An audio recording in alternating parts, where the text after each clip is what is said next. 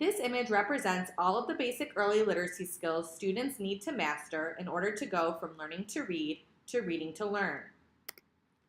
First, we have the side supports as we build our house towards reading to learn.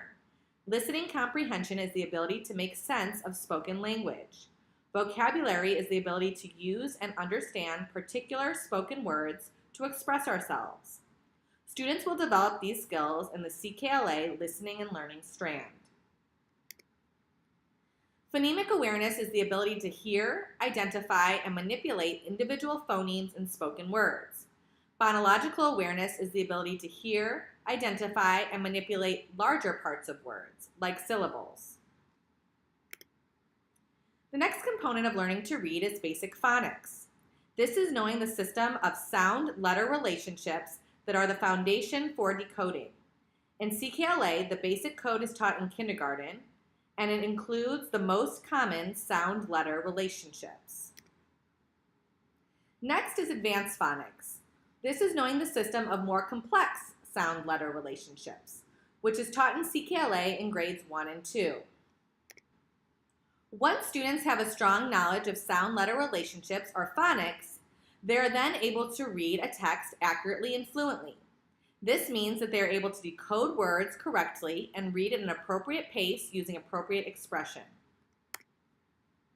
Finally, students engage in the process of understanding what they are reading independently. Students will have practiced comprehension through listening to read alouds, but now the focus is on making meaning of text independently. Once students have mastered all of these skills, they will then be able to read to learn. Let's now review the progression of how these skills build off one another.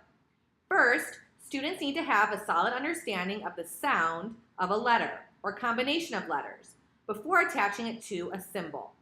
This is phonological or phonemic awareness. Then, students move on to mastering basic phonics, which includes single sound letter correspondence, such as that the sound is spelled with the letter M. And then on to advanced phonics, which includes sound spelling patterns, such as vowel diphthongs, like the OI sound, which is spelled O-I, as in oil. After mastering the code, students will be able to read a text accurately and fluently. The more automaticity students have with the code, the more fluent they will be. Ultimately, we want students to comprehend what they read. Students use comprehension and vocabulary skills gained while listening to read alouds to begin to comprehend texts independently.